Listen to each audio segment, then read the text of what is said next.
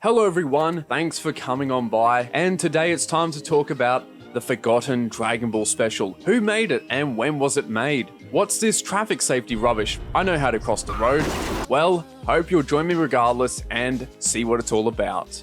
Of course, real quick before that, the featured artist is Maleko Smith. He does a lot of nice work, also has his own comic which I quite enjoyed. I intended to feature him actually back in August. Don't know what happened there, but better late than never, as they say. So yeah, check out Malek's work, I'm sure he would most appreciate it. So firstly, this was animated by Studio Last House and supervised by quite a familiar name, Masayuki Uchiyama.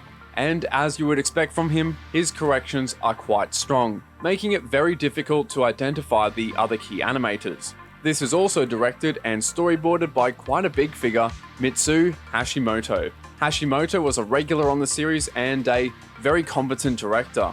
Some notable episodes you will no doubt remember are Goku's transformation into a Super Saiyan 3 and Vegeta's sacrifice as well. Staff-wise in the animation department, there are actually no credits with only the supervisor being mentioned. However, with Studio Last House episodes in this era, your regular key animators up to this point would be Naotoshi Shida, Taiichiro Ohara, Hidehiko Kadota, and Akio Katada. But for whatever reason, Kadota is put back on in-betweening after 96, and continues doing so throughout Dragon Ball Z, which is rather odd.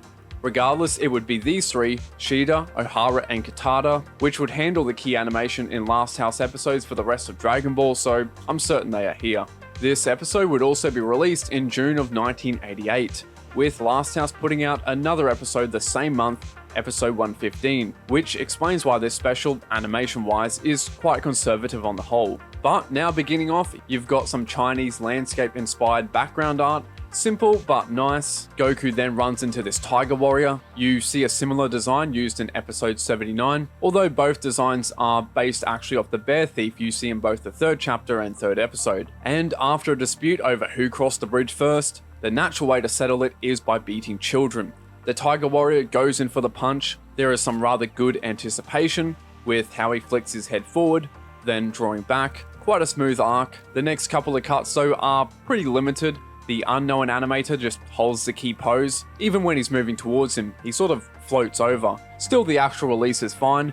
Then there's some limited but energetic character acting, some great drawings and poses here. Thereafter, the tiger is about to fall off, and Goku's response is, "I'm really wasting time here," and asks for directions. Definitely an approach I would take.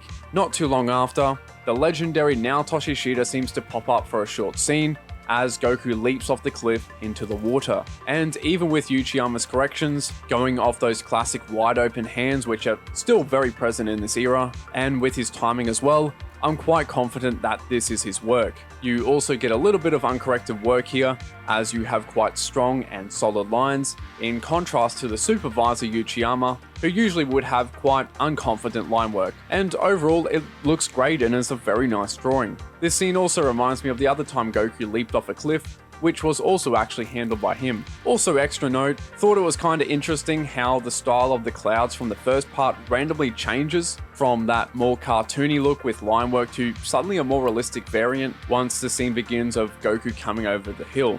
But moving on, we come to West City, and another visual note is the building style. West City would typically have very rounded shaped buildings with massive spheres and whatnot, whereas here the background director seems to have gone for more of a real world look to it for whatever reason. Anyway though, moving on, Master Roshi finds out that Krillin has no idea where they're going and is lost. And for context, they are on their way to Bulma's birthday party, forgot to say that. But then after, there is some kid with a remote control car, some truck driver then almost commits manslaughter, which leads into Ohara's scene. You can see some of his familiar traits, such as the very abstract and rough styled shapes for the shading with 3 tones used, going side by side with some of his other work that's quite clear. There's also the speed lines and the multiple pieces of sharply drawn debris everywhere, again quite a common feature in his work, and generally it's not uncommon for Ohara to handle scenes with vehicles. You can see it quite a bit in the series. But then the kid is scolded and a bootleg launch appears to give some wise counsel. On a serious note though, it is interesting how they copied launches designed to this degree. The hairstyle is exactly the same and the eye shape is as well, and it isn't uncommon for the supervisor to contribute character sheets for an anime exclusive character that appears first in their episode. Typically, it would be more so minor ones though, but it is possible that Uchiyama could have supplied the design for this character. Still, I can't say with 100% certainty. But yeah, if you ever wondered what good launch would look like with blonde hair, here you go. But Krillin and Master Roshi ask for her assistance to find Bulma's house. Anyway, we then transition to her house, with Oolong enduring the harsh life of forced labor. The fridge also has the word Nanda on it. I thought at first this was some sort of fridge brand, but apparently when used as a standalone word, it's used to express disbelief or disappointment, something that Oolong is certainly feeling in this moment. Then Yamcha and Pua show up with a present. Of course, the natural way to thank them is by putting them to work.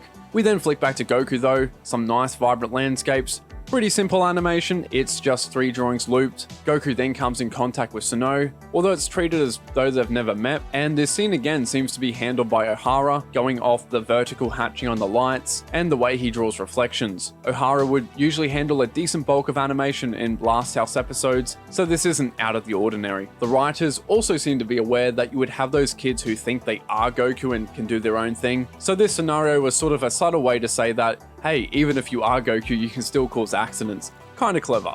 But moving on, we switch back to Bulma's house, and Yamcha displays his hatred for the hospitality industry. Thereafter, we soon find out that Suno has relatives living in West City, some niche lure there. Kind of a long way to travel just to play though, but whatever. Then not too long later, Suno offers to introduce her relatives to Goku. Goku accepts and participates in a bit of jaywalking, then proceeds to get scolded. On a different note though, the character Nam also seems to make a brief appearance. Suno's relatives then call out to her, and the design for her cousin, or whoever, seems to be taken directly from the little boy in episode 83. The only difference are some slight alterations to the hairstyle, and a different style of eyes, but besides that they are almost one-to-one. However, he runs out across the road and Hashimoto's direction kicks in. The color palette transitions into a grayscale one, some dramatic framing with the curvilinear perspective, the close-ups and the low-angle shots, and there is another interesting lighting choice to have the whole color palette switch to black and red when the power pole glows. Definitely attention grabbing. Anyway, Goku saves the kid with pinpoint power pole accuracy and displays to the audience that he now understands road rules. Of course though, he still has no idea where Bulma is, but he's in luck. Then coming to the end, Goku arrives safely and proceeds to eat everyone's food. Naturally, this doesn't go over well, although I love how his response is like, I strictly obey the traffic regulations. But then like how the scriptwriters didn't write Bulma to be like, well, I guess you're right, following traffic regulations is important, my bad, and then it like sort of ends there. Instead, Bulma just calls him out straight up. Then the whole cast just begins beating him. Perfect finish. Yamcha also joins in actually, so I guess this can count as a rematch. Even Pua seems to for a brief instant. So yeah, saying it now. Goku vs Pua, let's see it happen again. But anyway, Goku isn't too bothered though, although the writers do sort of double down and go with the, but make sure you obey the traffic rules, and even Roshi joins in saying, if everyone obeyed the traffic rules then no more accidents would happen. I don't think he took kangaroos into account. On the animation side though, it was interesting how wide the spacing was when they all attacked him. A little jerky when in motion, but it's nothing major. Then thereafter they all run outside. I really like the collage here, some fun poses and expressions. They then finish it off with a classic salute, then with some children doing karaoke to end us off.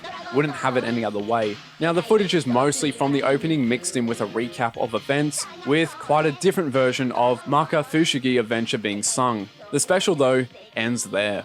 Now honestly, in terms of direction for Hashimoto, this was pretty stock overall. The scene where the boy was about to be hit by the car was done well, but besides that, again, nothing overly noteworthy. Artwork wise, there were some nice shots, some kind of wonky stuff here and there, but overall it was fine. And I've heard several people say that Uchiyama's rounder style worked well in the original Dragon Ball series, and I don't disagree. But even so, it's definitely lagging behind the more sharper look the manga had moved to, which is why it was a shame Shida's work was corrected so much in this era, as he did seem to actually capture that. Still, Uchiyama's work is functional. Animation though, like I mentioned at the start, it is pretty limited, really nothing noteworthy. But with that though, brings us to the end of the Dragon Ball special you've probably never watched. So thank you for watching, and especially if you did to the end. Haven't done any animation breakdowns for a while, so that was fun. Although there was barely much animation to talk about, so I don't know if I'd describe it as that, but anyway, thank you for watching, and I'll see you later.